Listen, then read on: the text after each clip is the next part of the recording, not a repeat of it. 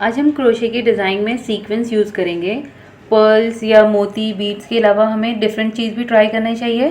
तो आज हम इसके साथ में सीक्वेंस के साथ में एक्सपेरिमेंट करके एक न्यू डिज़ाइन बनाएंगे। तो उसके लिए सबसे पहले थ्रेड अटैच करना है, बेस लाइन बनानी है चेन टू सिंगल क्रोशे से। सपोज मैंने ये थ्रेड अटैच किया है, अब मैं चेन टू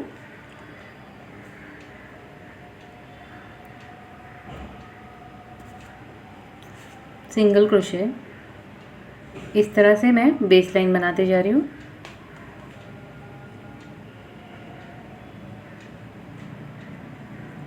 बेस लाइन बनाने के बाद मैं थ्रेड कट नहीं कर रही हूँ, टर्न करेंगे अपने वर्क को बेस लाइन कंप्लीट होने के बाद। इस तरह से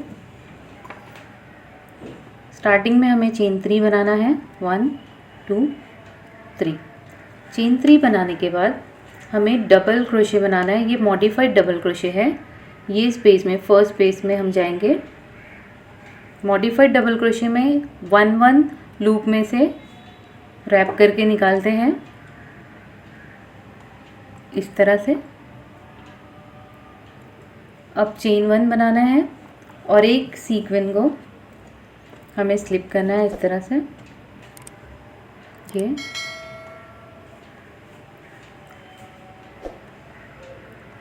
और इस तरह से इसे लॉक कर दिया मैंने।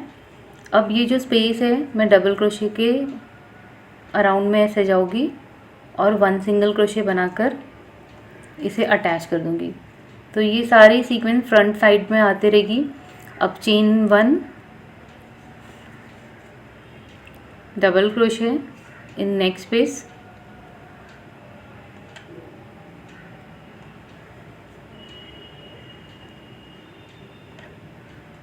चेन 1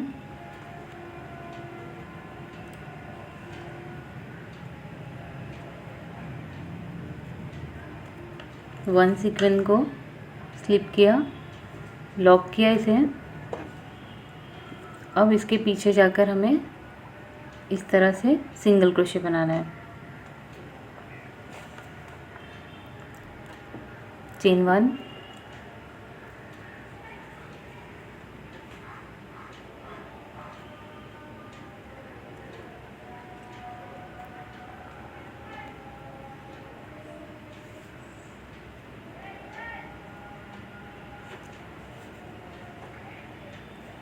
चेन 1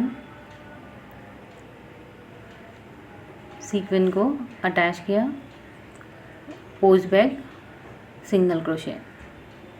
तो ये टेक्निक होती है सीक्वेंस को लाइन में अटैच करने के लिए। तो इस तरह से ये राइट साइड पे सीक्वेंस अटैच होते जाएगी। तो सेम फॉलो करते रहें और इस तरह से बनाएंगे हम, और ये डिज़ाइन को इस तरह से आप कंप्लीट करेंगे।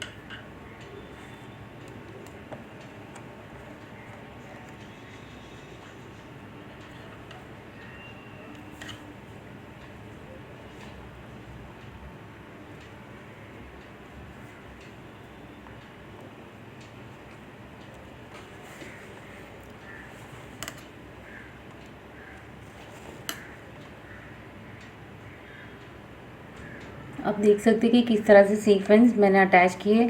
राइट साइड में इस तरह से आएगी। तो सबसे पहले आप राइट साइड से बेस लाइन बनाएं और ये लेफ़्ट साइड से बनेगा रॉन्ग साइड से, तो आपके फ्रंट साइड में ये डिज़ाइन आ जाएगी।